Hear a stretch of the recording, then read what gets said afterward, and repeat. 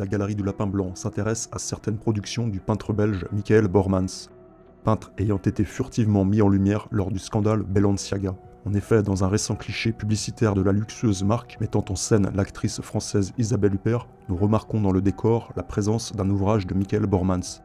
La marque, actuellement aux abois, dément toute relation ou inspiration provenant de cet artiste belge. Les talents de dessinateur et de peintre de Bormans sont indéniables. Il a même été écrit dans le New York Times qu'il pourrait bien être le plus grand peintre figuratif vivant à l'heure actuelle. Comme nous allons le voir, Michael Bormans utilise parfois son talent non pas pour le beau et l'esthétique, mais pour le macabre et le laid. Un art obscur et occulte que certains qualifieront dans les galeries mondaines de dérangeant ou déconcertant, pour ne pas trop effriter le vernis VIP.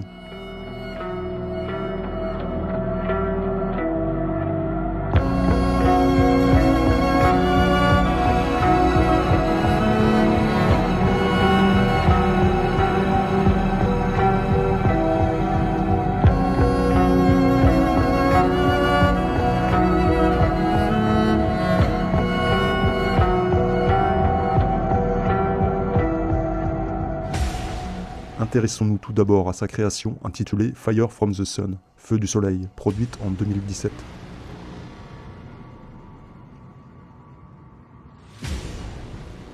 Cette série de peintures à l'huile dépeint des enfants âgés de 2 ou 3 ans, mis en scène en train de manipuler des membres humains, jouer avec du feu ou encore des cheveux.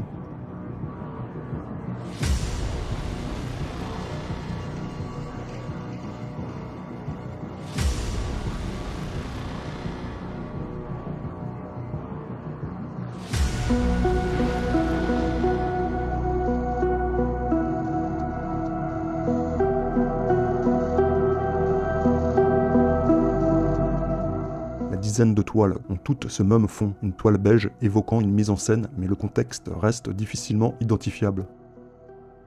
La présence du feu et d'un probable cannibalisme évoque une sorte de rituel, avec une évidente violence sous-jacente.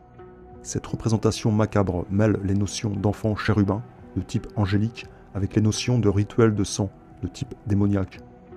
Les enfants ne semblent pas être en réelle détresse. Sont-ils dissociés ? Dans certains tableaux de la série, nous voyons des enfants en train de disparaître. Bormans représente des petits corps évanescents, comme des enfants fantômes, au cœur des actes macabres.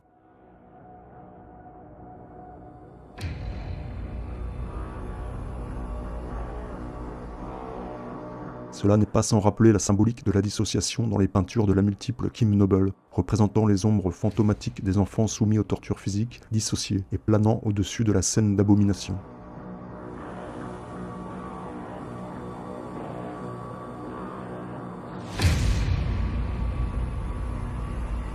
Un site de critique d'art, tout ce qu'il y a de plus officiel et mainstream, décrit ainsi cette représentation fantomatique des enfants.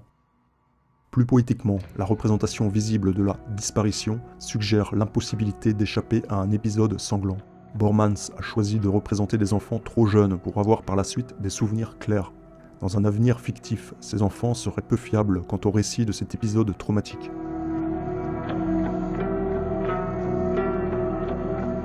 N'en parlez pas, montrez-le.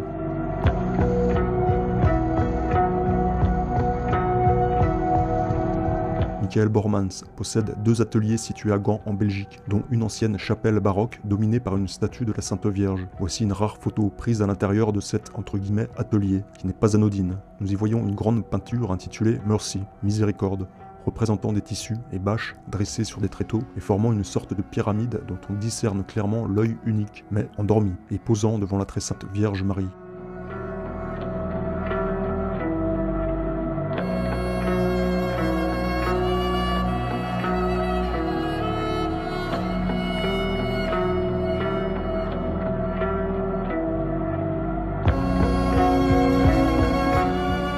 Ici nous avons, in situ, la toile de l'œil endormi, veillant à sa gauche sur les enfants pataugeant dans le sang rituel et à sa droite sur leurs possibles bourreaux masqués.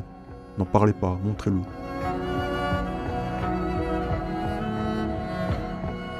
Passons à la deuxième série explicite de Bormans, intitulée Black Mold, littéralement moisissure noire. Nous trouvons sur Amazon un ouvrage de 48 pages consacré à cette série de peintures exposée en 2015 à la galerie David Zwirner. Vendue d'occasion au prix de 730 €, la 4e de couverture nous parle de figure cagoulée semblant se livrer à de sombres rituels dans un espace monochrome ouvrant de nombreuses possibilités narratives. La série aurait pu être intitulée Les Moines Noirs, mais Bormans semble plutôt avoir choisi un qualificatif répulsif pour nommer ces mystérieux et inquiétants personnages, des moisissures noires. Nous les voyons ici, cul nus, en train de blasphémer la Sainte Vierge.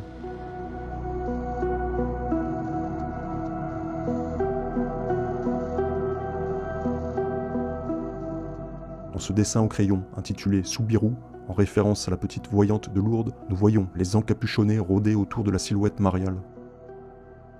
Les victimes et survivants de sectes pédocriminelles ont souvent décrit les participants aux messes noires et bacchanales comme étant entièrement nus sous leur toge à capuche. Sur cette toile, le gang occulte s'apprête-t-il à perpétrer on ne sait quel sévice sacrificiel sur un pauvre animal ? Comme dans la série aux petits enfants sanglants, nous les voyons également s'amuser avec le feu et des membres humains.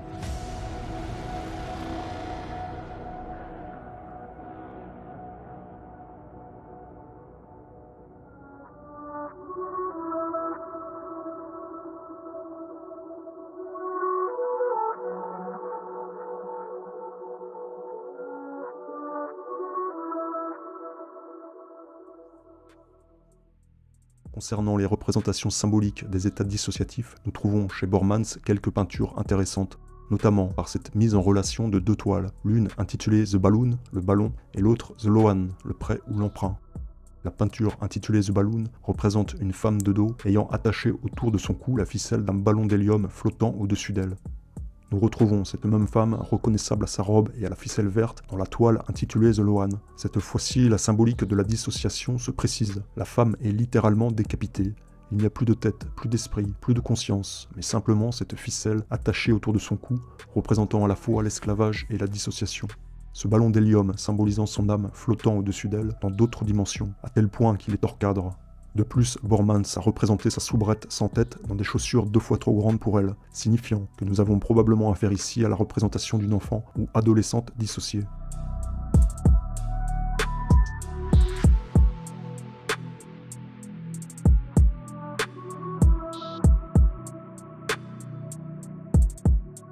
D'autres peintures de Bormans évoquent indirectement le trauma. Celle-ci, ironiquement intitulée Girl Eating, fille qui mange, représente non pas une femme s'alimentant, point d'assiette ni aucune trace d'aliment ici, mais se mettant les doigts au fond de la gorge, image typique d'une anorexique se faisant volontairement vomir. L'anorexie étant souvent une conséquence de graves traumatismes antérieurs, notamment pédocriminalité et inceste. Ceci reste évidemment une interprétation subjective d'une œuvre souvent qualifiée de dérangeante et mystérieuse, mais ouvrant la voie à toutes sortes de narratifs, y compris les plus complotistes. À quand du fact-checking sur la critique d'art ?